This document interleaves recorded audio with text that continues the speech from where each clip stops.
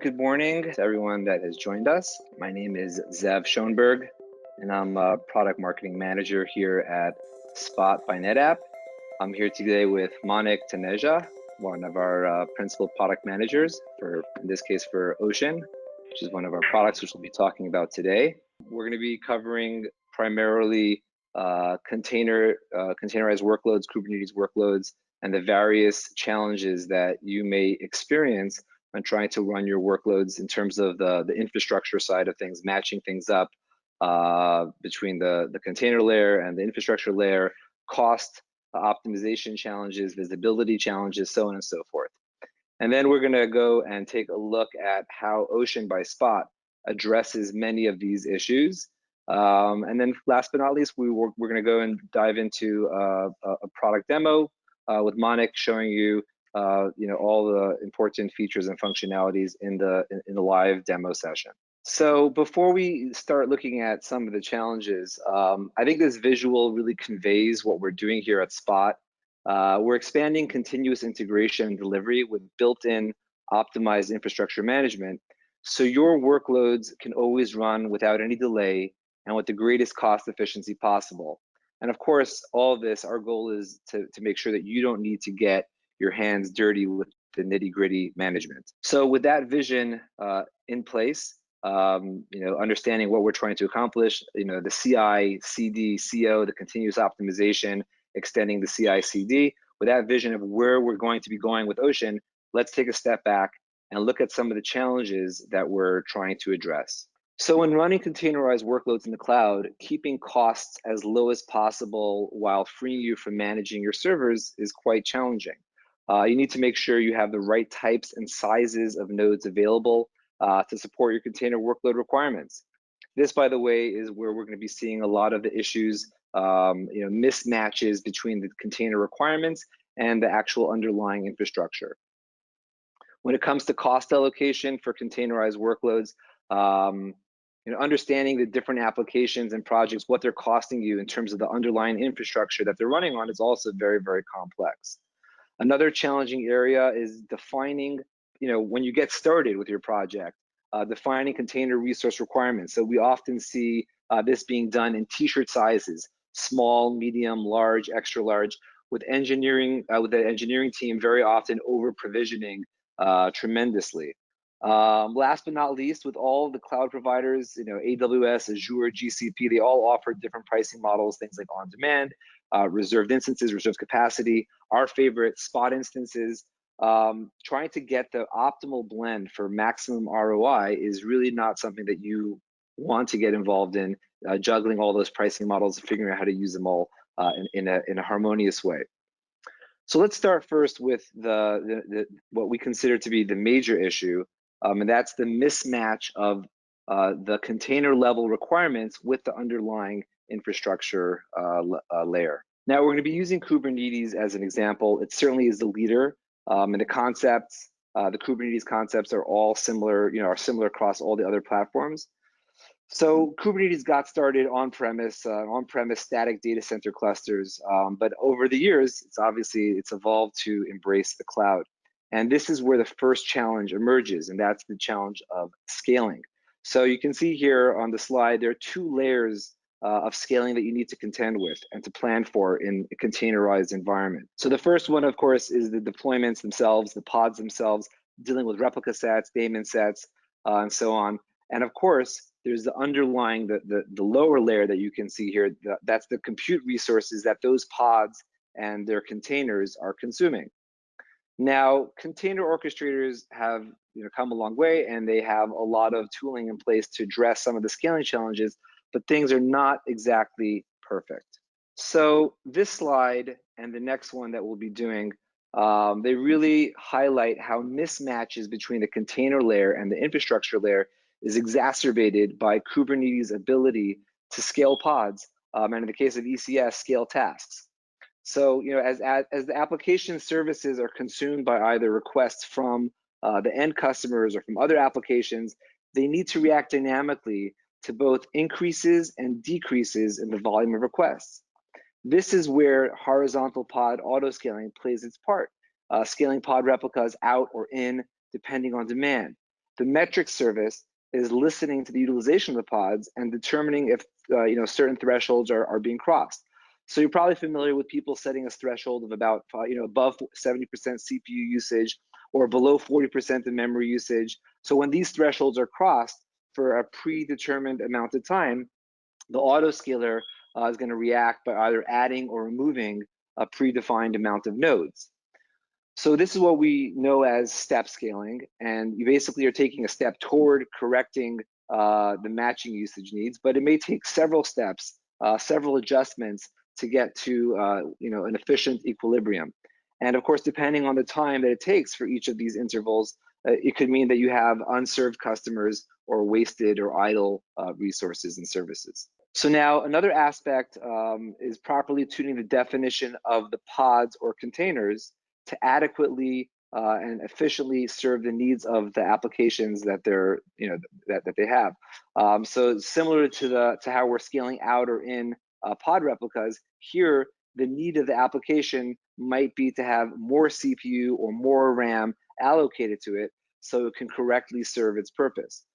These steps have the same implications as the HPA as a horizontal pod scaling, in that the vertical pod scaling will be best used when scaling pods up or down to match their needs. So now what we end up is basically, we love calling this, a Tetris scaling challenge. It's, a great game.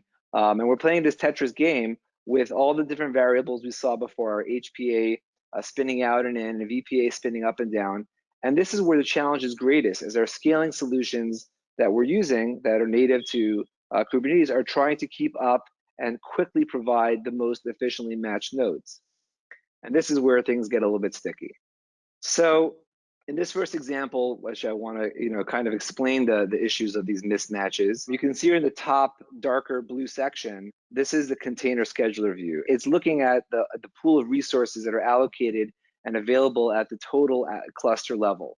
The lower lighter blue box represents the worker nodes that are comprising the cluster. So in this simplified example, the solid boxes in the top represent units of resources that are currently allocated. The dashed or dotted boxes, they're representing available resources. Now, for both cost and performance purposes, scaling thresholds are usually defined to maintain a certain level of available resources in the infrastructure.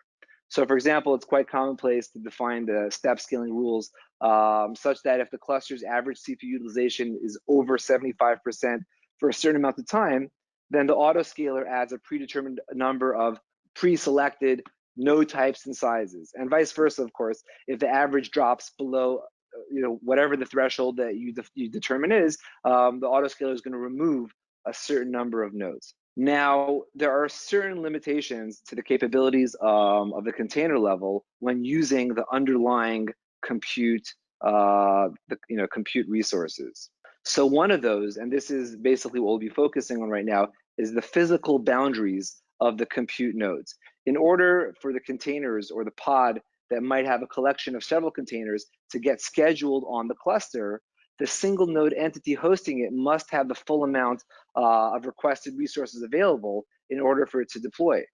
Now you see here on the slide, those dashed green vertical lines, those are representing the physical node boundaries. So to the container layer, it looks like there are 4 units of resources available in the cluster, and there are, and that's within the threshold for not triggering any scaling event.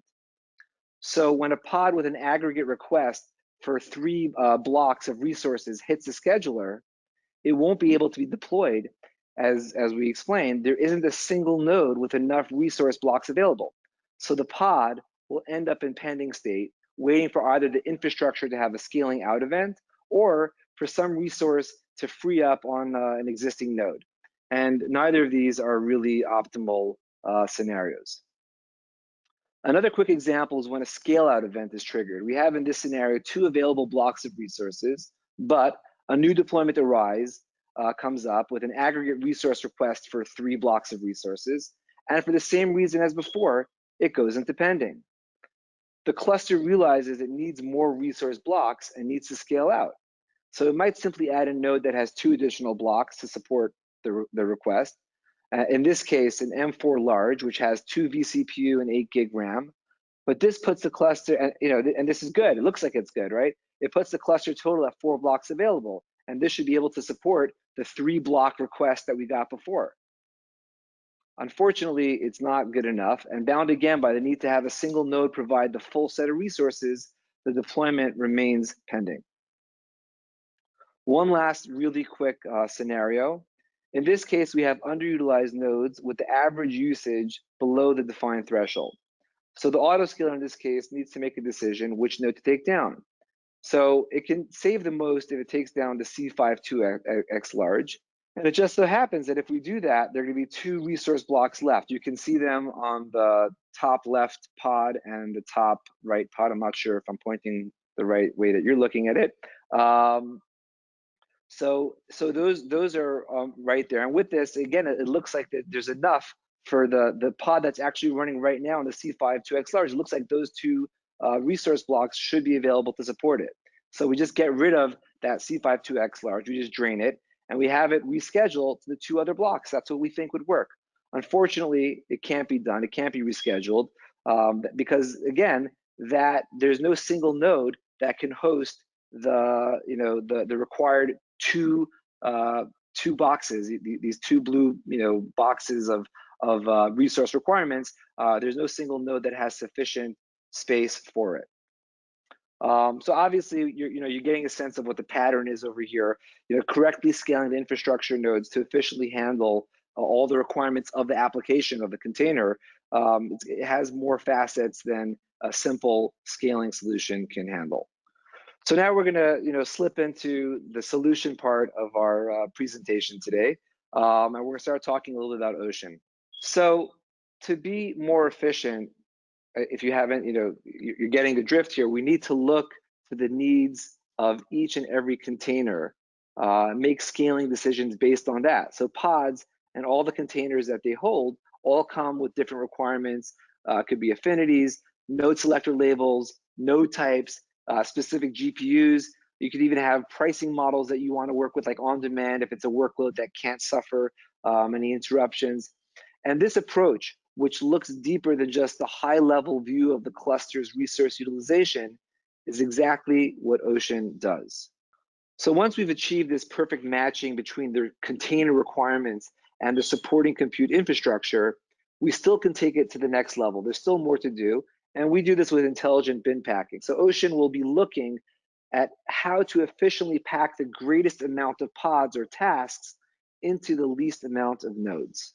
Now, before going on to how Ocean wraps all this together, we'll just talk about a few more challenges that you may experience when you're running your containerized workload, Kubernetes workload. So containerization itself, it delivers greater efficiency by allowing all the underlying compute infrastructure to be shared by multiple pods, applications that could belong to different teams and business units. So that's a tremendous efficiency that's creating there. But this efficiency itself creates a lot of difficulty when it comes to cost allocation. So despite the fact that you can go and you can label and annotate the Kubernetes objects, the process of accessing and analyzing the exact proportion of CPU, memory, storage that's being consumed by the different projects, teams, applications is not really simple at all.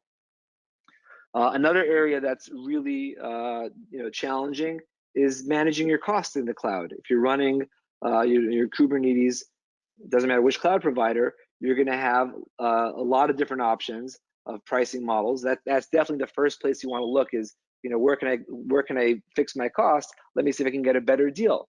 So, but the pricing models themselves are quite challenging. So you have on demand, that is definitely very straightforward, pay as you go, but it's extremely expensive. The next option, I'm not prioritizing any over any other, but just laying them all out here. The next one is reserved capacity. So you've heard of reserved instances that, you have that at AWS, you have that at Azure. Google, I think, has something called committed usage. Same idea, you're basically committing to 1 or 3 year contract that you're going to use a particular type of instance or node. So it's great, you get a massive discount, 20, 30, 40, 50%, maybe more, 60, but you're locked in for 1 or 3 years. Finally, we have spot instances. This is popular where I work. So these definitely provide the greatest potential savings, but they represent the excess capacity of each of the cloud providers. All the cloud providers need to have backup, servers somewhere just in case there's a surge in demand. So to offset the cost of having them sit idle, they offer them for literally rock bottom prices up to 90% less than the on-demand rates. But the caveat is that any one of the cloud providers, they all will tell you, you can use these, but we'll give you like a 1 to 2 minute notification, or even less, before pulling them back if we have a higher priority request, on demand user or reserved user, etc. So all these make it, even though they offer you options, they have their own set of challenges. So how do we handle all this? So this is really, and this is my final slide. So this is kind of like a high level view of what Ocean does on all of the areas, in all of the areas that we just described. And again, I want to just emphasize, whether you're using things like EKS, ECS, GKE, or any other Kubernetes orchestration, so Ocean is going to eliminate the nitty-gritty details of the server management. It's always going to support your container workload requirements with the appropriate underlying compute infrastructure. This is really addressing the issues we spoke about before with the mismatch between the container requirements and the infrastructure. We're always going to spin up the nodes of whatever size or type to match your specific pod or task requirements. On top of that, we spoke about the bin packing. Once we have everything running, we still are going to be looking to see if we can be more efficient in how we place the pods or the tasks on specific underlying nodes to make sure that they're maximizing the utilization. Another point, perhaps Monica will address this, I'm not sure if we'll get to it, but just in case you're getting concerned, we allow you, if you want to configure something we call headspace or headroom, where you can say, I always want to have a bit of spare capacity in case there are high priority workloads that need to spin up right away, and can't wait at all for anything. Just in terms of, we mentioned very briefly at the beginning of the presentation that there's sometimes we have issues early on in the cycle when you're setting things up that you'll over provision. So along the way, Ocean is constantly monitoring the utilization of the underlying infrastructure and seeing if your workloads really do, if your containers really do need all that CPU memory, and if they don't, we'll make sizing recommendations where you can downsize or increase, upsize as necessary, and all that can be automated to add an additional layer of cost efficiency for you as well. Of course, last but not least, and this is the last point we spoke about, Ocean is going to run your containers primarily on spot instances, giving you potentially up to 90% cost savings. We see on average 75% cost savings, which is phenomenal. And all of this, we mentioned briefly, spot instances is a whole other webinar which we can do, but the main challenge here is the availability, that the cloud provider could pull it away. So we're able to run on spot instances while ensuring with a enterprise level SLA, so to speak, for full availability at all times. Of course, it's going to work intelligently with the other pricing models. So within a single cluster, if you happen to have reserved instances, Ocean will know to leverage, if they're available, it will leverage those reserved instances first before spinning up spot instances. Wherever you define, or if it's necessary because there's no availability on the spot markets, we will use on-demand instances as well. Typically, what we're seeing is 2, 3, 4% of our customers' clusters are leveraging that primarily as a fallback. And of course, Ocean handles the movement between gracefully draining the nodes that are about to be terminated and spinning up new ones, moving the workloads from one to the other without you having to do a thing.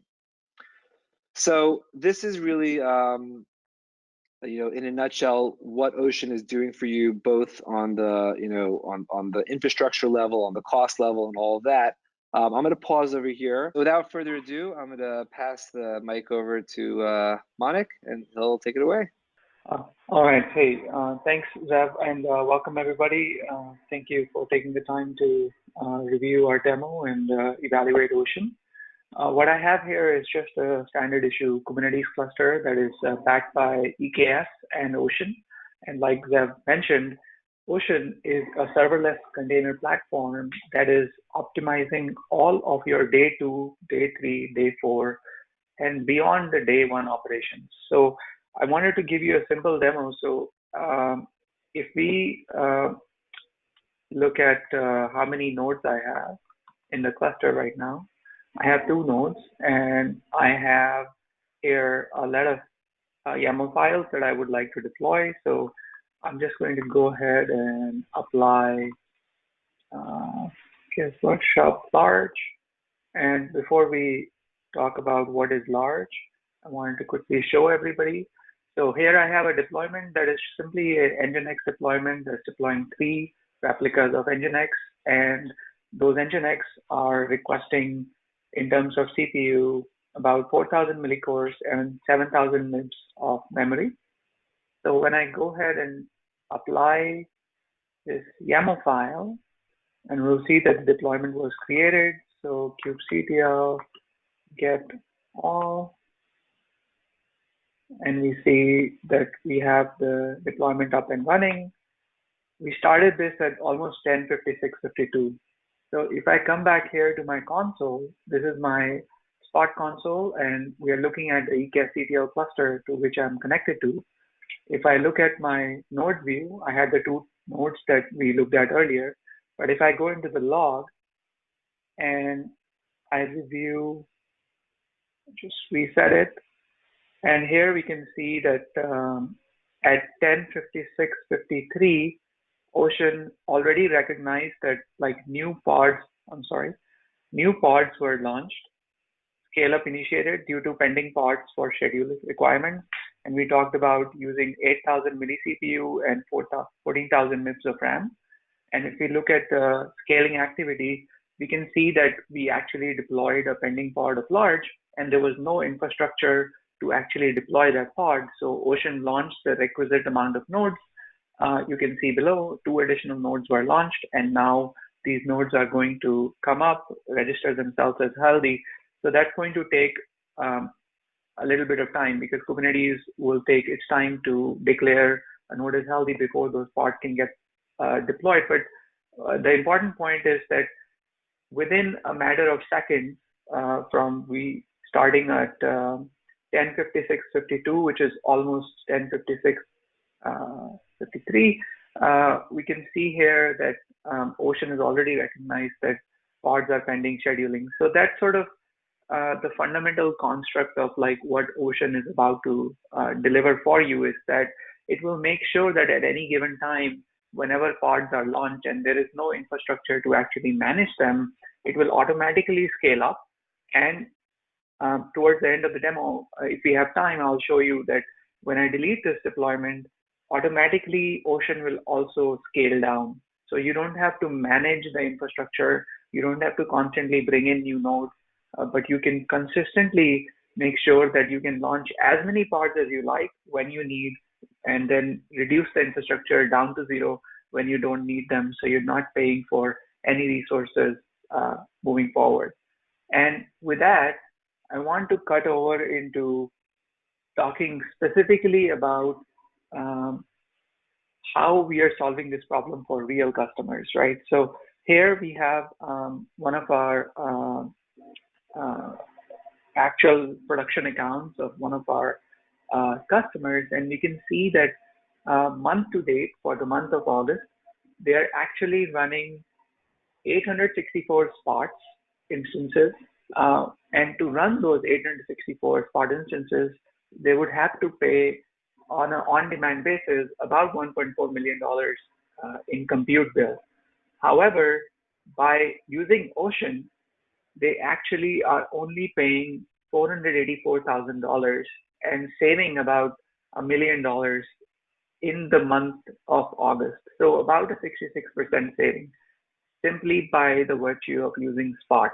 And how do we actually enable this is a fundamental construct within Ocean. If we see on the right hand side here, I have something called as a spot market scoring. And what Ocean is doing is or what the Spot platform is doing is that it maintains a score for each spot market in real time. And effectively, um, you can see a trifecta as the market, which is the instance family. So that can be C3, C4, C5, I3, M5, whatever instance families that you would like to use. Marry that with instance sizes. So in this case, small, medium, large, extra large, whatever you wish to use, and then tie it with an availability zone. So right now, in real time, based on 5 years of historical data that from the genesis of Spot as a company that we have started to maintain, plus data on 1,500 plus customers who are using the Spot platform on a daily basis. So we see interruptions that are happening live in our customers' environment. And then third, we are also looking at price changes that the cloud providers are constantly instituting within their environment. So based on those three parameters, we run a machine learning model to try to predict when interruptions are likely to happen and make sure that we launch instances in a way that you can get the most reliability and most availability as much as we can offer possible, which is also sort of the basis of like the 99 or the 4 nines of SLA that we offer as a company. So here you can see, for example, that C3 8 extra large in US East 1D has a score of 91 points, which is really good. And this as compared to something like a C4 8 extra large in US East 1D only has a 75 rating out of 100. And as opposed to something that is red, so if you were to launch a C5 4 extra large in US East 1D right now, the likelihood that you are going to see an interruption is almost 50%, as opposed to something that is green at this time. So this forms the basis of how we choose to launch and deliver infrastructure, and part of the reason why customers get the confidence. So in this case, like if we look at the dashboard for this customer, we can see that they have about 755 nodes currently being managed by Ocean, and month to date, we are saving about 66% in their compute bill, right? So you can see all the cost breakdown for all the clusters that they are running in production, in staging, in ops. You can see the compute and the storage spend that is contributing to the month to date spend and the month to date savings. And also, you can see right sizing recommendations. So right sizing is a little bit of an advanced construct. So I'm going to come back to it in just 1 second, but let's go and dive deeper into what each of their clusters look like and see a real-time view of like how Ocean actually works. So here, I have a cluster on AWS running on EKS that is managed by Ocean to give you a serverless container experience. Within this Prod 1D cluster, we can see that we have about 160 nodes currently running, and this cluster has been running for 98,000 hours approximately for this month. So between the potential cost of running 160 nodes on an on-demand basis, that would have costed them like about $300,000. But with the use of Spot, they're saving more than 66% on their bill, right? And they're coming down to about $98,000. And at the same time, we can see that because of Ocean's bin packing and the tetris scaling challenges that Zev spoke about earlier, Ocean has reduced or rather increased the CPU allocation to 90% and memory allocation to 41%. So the interesting point here is that the customer in this case has very heavy compute bound workloads. And that's why you see the big delta between CPU allocation sitting at 90% and memory allocation sitting at 40%. But at any given time, you can monitor that what version of Kubernetes they are running, how many nodes are existing, what the pod activity looks like, what is the distribution at any given time. So like when the system launches Spot instances on the infrastructure side to match outstanding unscheduled pods, we constantly show you which instance types, which instance families. So in this case, for example, we are looking at three instances of R4 2 extra large have been launched at 8 o'clock earlier this morning. And on the right hand side, you can see the infrastructure node activity. So you can see the scale up activity. I'll try to see if this is a warning for scale up, scale down, I believe. Yeah, detach one instance. So this is um, a view into when Ocean is scaling down infrastructure, when there are extra capacity available and it's not needed to actually utilize that infrastructure. So all of that view is available, and then we can sort of take a deeper dive into the cost allocation, whether you want to view that cost allocation by namespaces. You can see all the namespaces within the cluster, or you can choose a label annotation. So in this case, let's say I want to choose a label. I define my key and I want to look by job name. Basically, the user does not have to define any explicit tags. Like already all the labels and node selectors that you have defined within your YAML file, the system will pick up those things automatically, and it's going to show you the breakdown exactly for those resources. So you have a choice of using a label or annotation on a resource basis, and this is a Kubernetes resource, or you can choose a label or annotation on a namespace basis, or you can simply get a breakdown by the namespace and see what is the cost in each namespace. So if I, for example, dive into the API namespace, I can see all the pods and all the deployments that are currently running and executing within the API namespace. And I can see for each workload, how much is the compute and the storage bill for month to date that is contributing to the overall bill within the environment. Now, the next really great useful information that Ocean provides is with right sizing. And the idea here is that just like we want to horizontally scale pods, we also want to vertically resize pods because people don't have a good view into how much resources a workload actually requires in real time. But Kubernetes uses the request and the requested CPU and memory, as we saw earlier here, that when I deployed the Nginx pod, it required 7,000 megs of RAM and 4,000 milli CPU cores. And effectively here, I can see that like in this case, like the ad builder API resource requires 6 vCPUs and 12,000 or 12 gigs of RAM. However, when I click into the resource, I can see the pod utilization is actually only to the tune of 0.18 vCPU and 24 MIPS of memory. So if we reduce the CPU and memory request sizes, that means that Ocean can now bin pack even more efficiently and effectively deliver even more cost savings than it is doing already. And so it's an additional layer of visibility, additional layer of cost savings above and beyond using simply spot and reserved instances to save money. And then overall, then we have view into all the pods that are currently executing, any pods that are pending, unscheduled, succeeded, any of the services that are currently running in the system, all the nodes that exist within this cluster's purview.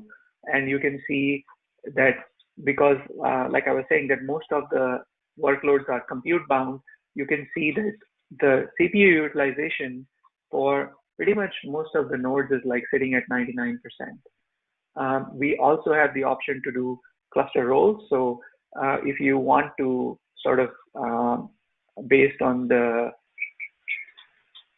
so if you want to do blue-green cluster roles where you want to roll your entire infrastructure based on the floors, earlier there was a lot of interest because of AMI changes, because of dependency changes, because of kubelet having a new version, and now you need to roll your data plane so you can match to your control plane and update the entire infrastructure.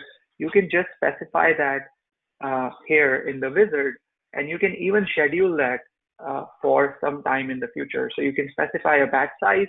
Ocean will launch enough nodes to replace the number of nodes that are going away. once the new infrastructure is already launched with the right AMI, the right dependencies, the right kubelet versions, we will cordon off existing nodes, drain the existing pods, migrate those pods to the new infrastructure nodes, and basically allow you to seamlessly cut off without having to basically write any single line of code. And you can see all those changes happening live in the system log, and you can view at any given time, when Ocean is doing an automatic scale up action or there is a scale down activity. And now Ocean has actually removed instances from the infrastructure because there's not enough resources to consume them. And you can also specify the last thing is if you know exactly when you will have a scale up activity. So let us say you're running a website and the website only has all of your readers or users are sitting in the 9 a.m. to 5 p.m. Pacific time zone or New York time zone, Eastern US time zone, let us say, then you can pre-schedule infrastructure to start before the 9 a.m. time hits. Let's say at 8:30, you schedule extra headroom. We will launch the right number of nodes to match that headroom and make sure that by 9 a.m. when you have the HPA kick in and deploy those pods, that all the pods don't have to wait for infrastructure to start up and boot up. And they can automatically immediately get deployed and then start running. And then at 5 p.m., you can again reduce the headroom so that spare infrastructure capacity goes away. You can reduce it to almost zero if you don't want any of the pods to run, which a lot of times is needed. For example, if you have batch jobs where you need to do certain things during certain times of the day, and then after that the job is done. So you don't need to keep the infrastructure around and keep paying compute bill to support that. So hopefully that serves as a good view into Ocean and a good view into how Ocean sort of delivers this serverless container infrastructure and matches pod activity to actually in real time launch the right amount of resources that are needed to deploy and manage those pods. With that, we want to open up for any questions and we can help answer those at this time. Thank you, Manik. That was great. Actually, just a couple of questions came in. So one of the questions that came in was, can I use a bigger range of instance types with containerized workloads than with non-containerized workloads? Just a general question. Yes, fantastic question, Zev. I think this is absolutely true. When we are running, for example, in this cluster, if I look at compute, and I can see that right now in their Kubernetes environment, I have the choice of not having to manage all of these instance types. I can simply select all the instance types I am comfortable with to utilize with my container infrastructure. And part of the reason is that because the Kubernetes scheduler is so efficient, it is going to utilize all the free space within the infrastructure by playing Tetris on each node in real time at all times. And then Ocean then comes in and then doubles down on that bin packing by saying that, hey, which are my least utilized nodes?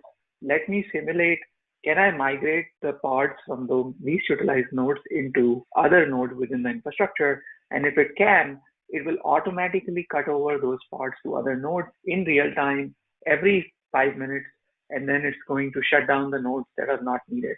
So when you're running in a non-containerized environment, you're typically running one application per VM, and there isn't an opportunity to really deploy other workloads in that environment. So because you don't want to corrupt what the other application already running on that virtual machine is doing.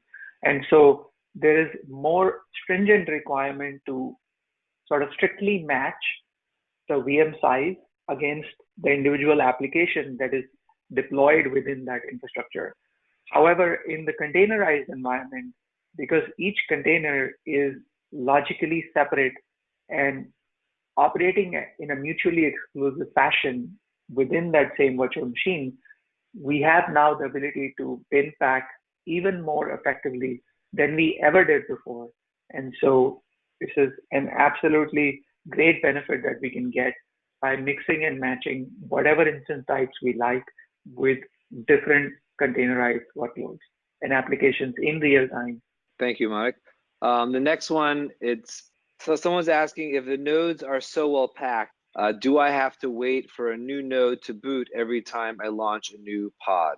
Great question. So Ocean automatically maintains a certain amount of headroom capacity within the cluster at all times based on usage that we see, that Ocean sees within the cluster within the last 2 weeks. By default, that capacity is 5%. So at any time, we will ensure 5% of spare capacity is available to deploy new pods. And this spare capacity amount is based on the activity of the pods that we see within the cluster in the last 2 weeks. So you have the choice to manually configure how much headroom should exist at any point in time at the cluster level, at the individual virtual node group level. And you can configure, like the example we talked about, that all your users are showing up between 9 and 5 p.m., or you have Christmas coming up and that's the busiest time of the season, and you just need like 200% capacity because you expect 200% of the traffic coming and hitting your source. And so in those cases, you can define as much custom headroom you like and make sure that infrastructure is ready to go, very much like a hard reboot of your laptop, or waking up the laptop from a sleep. So a warm start versus a cold start, you can define as much infrastructure capacity you like, and the pods will be ready to go and consumable as soon as they launch. Okay, good. Thank you. So this is another one that touches upon what we're doing at Ocean. Does the right sizing automatically change the pod allocations? The questioner is asked, it says it seems dangerous as it might leave a pod starved for resources. Totally, I get that. Great question. Monica, do you want to address Absolutely. Yeah, absolutely. So the right sizing recommendations that Ocean offers are simply what they are. They are suggestions. We do not apply those suggestions. We explicitly require acknowledgement by the user, and we allow for different workflows to actually apply those recommendations in a real live environment.